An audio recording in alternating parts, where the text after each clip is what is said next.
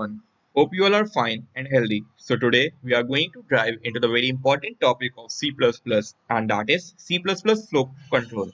So firstly, if you haven't watched my previous video, first go and watch that and then you should watch this because then only you can depict about what's happening and how it is being done. So now let's dive in the depth of this lecture.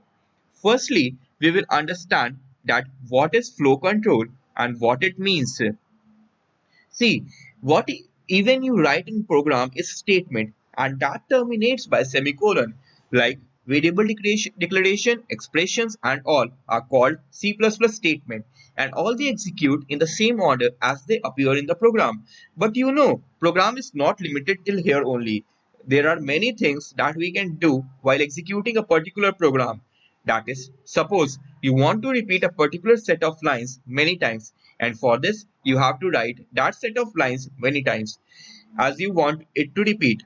And instead of doing this, we have loops and many other things. C++ provides flow control statement and that specify what has to be done and when and under which circumstances. There are many types of C++ flow control available and that perform unique function. So let's see what are they. There are mainly three types of C++ control flow. And here, for your better understanding, I have drawn a flow chart. So let's see and understand it. There are three categories and that are selection statement, iteration statement, and jump statement.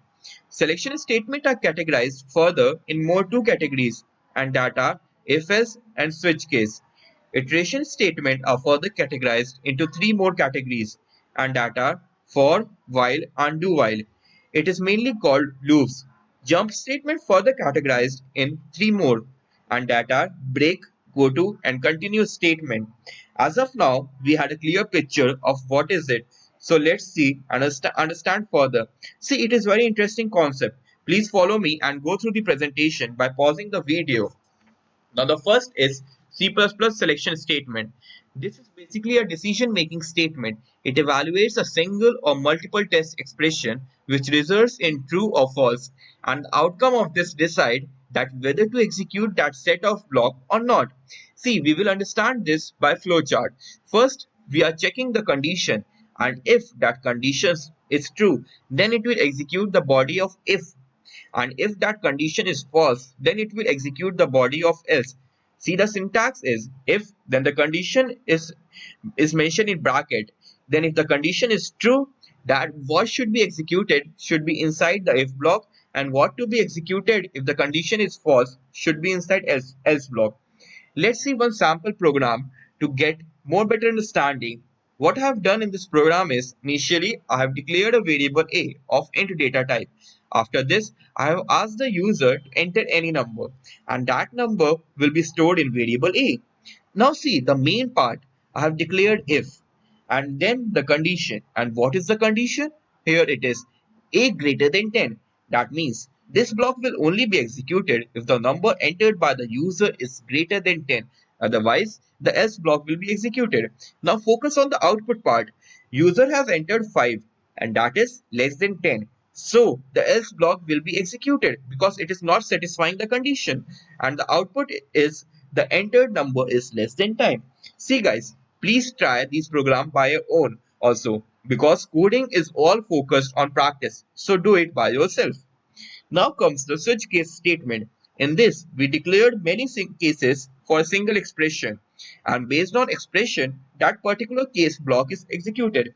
That is, the value of expression is compared to the value of each case and if there is match, the associated code block is executed.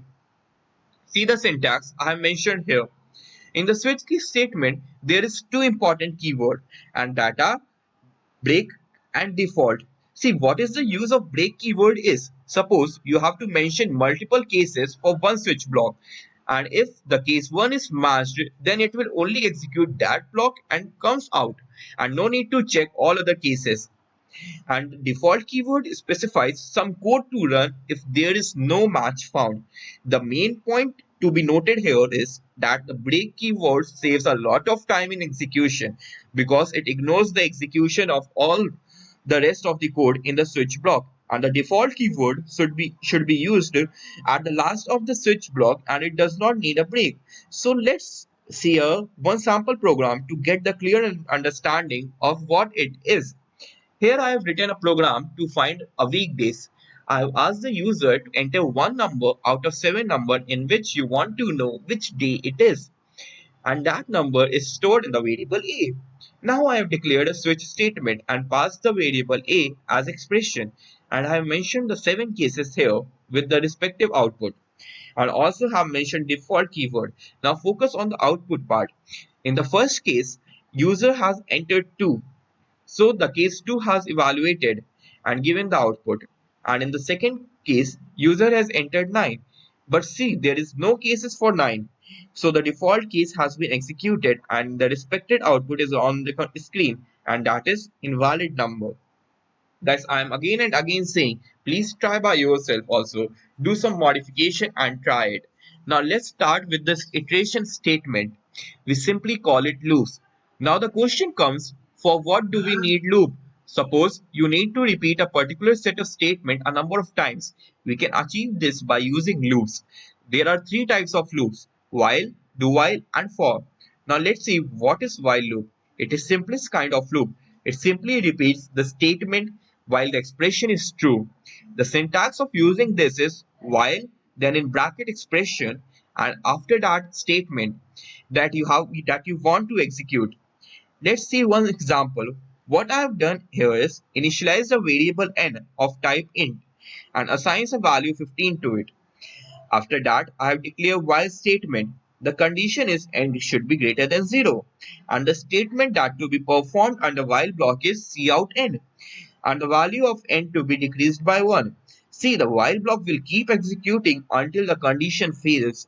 Now when the value of n becomes 0, then it will come out of the loop and will execute the statement that is written outside the loop. Now focus on the output. What we have got: 15, 14, 13, 12, 11, 10, 9, 8, 7, 6, 5, 4, 3, 2, 1. While loop finished. Now comes the do while loop. It is just similar to while loop, except that condition is evaluated after one execution of statement instead of before. It guarantees at least one execution of statement even if the condition is never fulfilled. See the syntax that is do statement, then the condition is being checked in while loop. The basic difference between while and do while is that in while loop it will only enter inside if the condition is true, and in the do while loop at least once the statement is executed and then the condition is checked. Let's see one example. Here I have declared a variable n of int data type and started the do block. And in the do block, I have asked the user to enter the value of n. And what the condition I have mentioned in the while loop is that n should be equal, n should not be equal to 20. That is, it will stop execution of the loop if the user enter 20 and will come out of the loop. See the output. This block will be keep executing for any number except 20. As the user enter 20, it will come out of it. Now the next come is the for loop. It is the loop which we will be executing most of the time. It has mainly 3 parts: initialization, condition, and increment or decrement. In initialization part, generally it declares a variable and set it to some initial value. This part is executed only one time, and that too in the starting of the loop. Now the second comes the condition. If it is true, then the loop body continues. Otherwise, it directly comes out of the loop where it ends. The third is increment or decrement. It is done as per the user's requirement. Let's see the example. Here I have declared a variable I, and then the for loop initialize the value of I equal to 0, and then the condition is that the value of I should be less than 10, and then I have mentioned the value, incremented the value of I, and inside the loop body I have stated cout I. Now see the output screen. What we have got is 0, 1, 2, 3, 4, 5, 6, 7, 8, 9. Now as the value of I becomes 10, the loop will stop executing as the condition got failed, and it comes out of the loop and have shown for loop finished. So here we have finished with the iteration statement. Now comes the jump statement. By the name only we can figure out that what is jump statement do? It allows the altering of flow of program by performing jump to specific location. The very first statement which comes under the jump statement is the break statement. Breaks leaves the loop even if the loop condition is not ended. Example, let's stop the for loop before its natural end. Here I have declared the general for loop, but in the body of the for loop, I have mentioned one condition by using if statement. That is, if the value of I equal to 5, then break.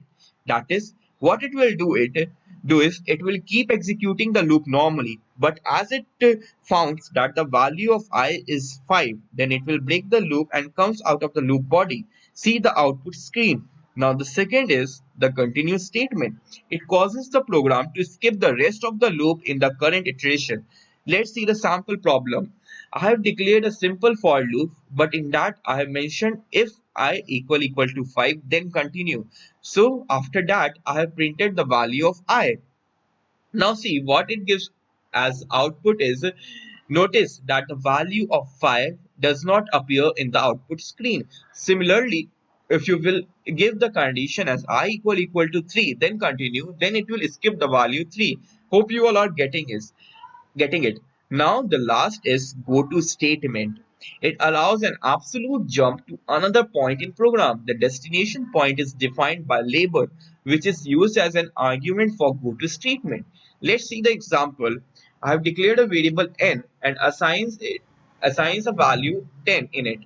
After that, I have defined label, then cout n and then decremented the value of n by 1. And after that, I have given the condition that if n greater than 0, then go to label. Now this if condition will work accordingly and gives the output as per condition satisfied. See, goto is generally a low level feature with no particular use case in modern high level programming. It is generally used with C++. Here for all your better understanding and to get the clear knowledge, I have explained with an example. So here I'm ending up with today's lecture. Hope you all have learned something new and also excited to know more about the same. My recommendation is go through the presentation, try to code by yourself, do some modification, and you will really love it. So thanks all for listening. Feel free to reach me for any clarification. Thank you once again. Bye bye.